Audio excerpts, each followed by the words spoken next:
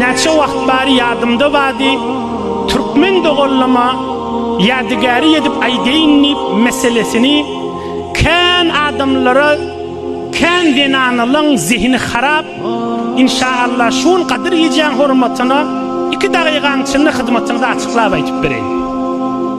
O da näme mesele? Meseleyi taadduduz zawjat.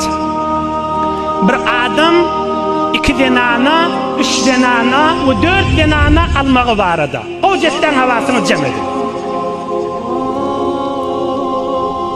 Hudaý Taala Kur'an-ı Kerim'de Sure-i Nisa'da diýär: "Fe-in khiftum alla ta'dilu fawahidatan." Allah näme diýär?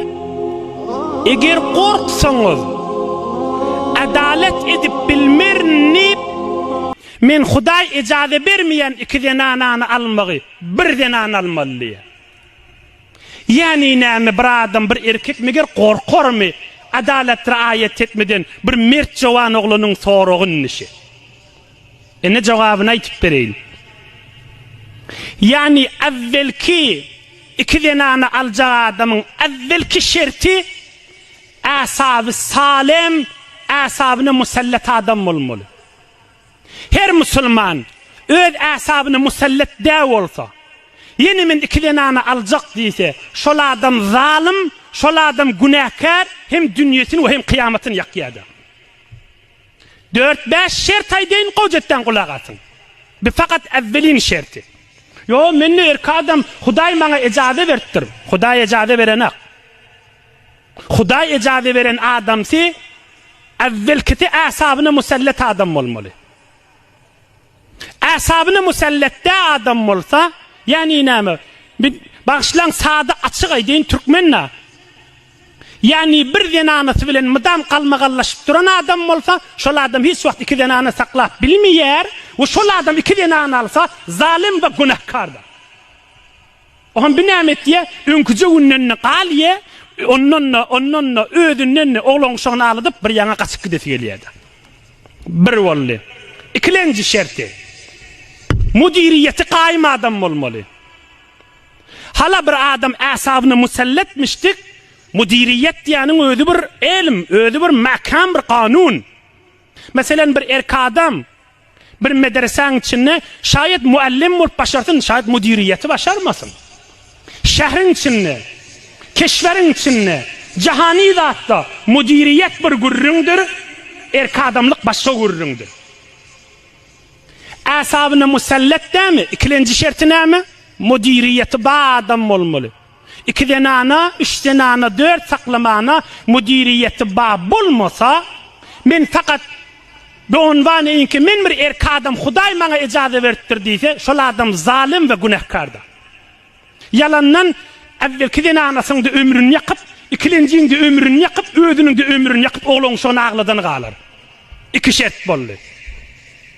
Üçlenji şerti ilmi ba bolmaly. Ilm, alim bolmaly. Yani näme alim bolmaly? Yani Muhammed Resulullah aleyhisselam 9 denanasy barmyş. Şo peýgamberimiz haýsy ýol bilen saklaýanmyşdyk, şonu bilýän adam bolmaly. Gaýtaýdyn, üçlenji şerti näme bolly?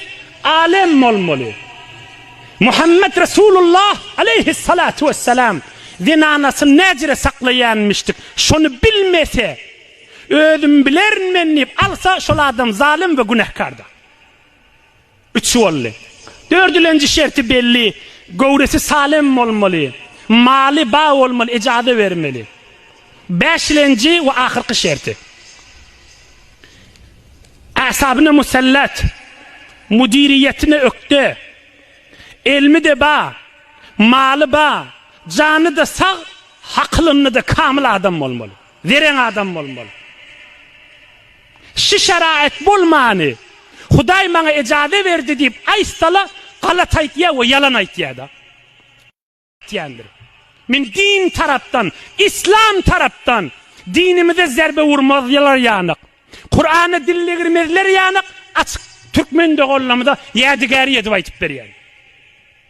Emma bir adam mudiriyet kamil bolsa, asabına musallak bolsa, elmi bağ olsa, malı bağ olsa, canı sağ olsa, haklı da kamil olsa, Huday şuna icadı veriyor 4 tane. Ondan beri ol adam hem zalim, öz ömrünü yakya, evvelki anasının ömrünü yakya, sonrasında yalandan öyüne getiriyor, oğlunun şoğunu ağladıp, dünyada da ahirette de kat günahkar olur. Yine 4 nokta ben tamam edeyim, vaktim de tamam oldu, nagat edip bilen, niçin mun nefer olup otuyunu, bir kıyımlana, bir keplana, Huday Teala sizin hem dünyanızı, hem ahiretinizi abad etsin. Allah zindigiğinize bereket versin. İçeriliğiniz bilen gülüp zindigiğinizden lezzet alıp yaşadınız.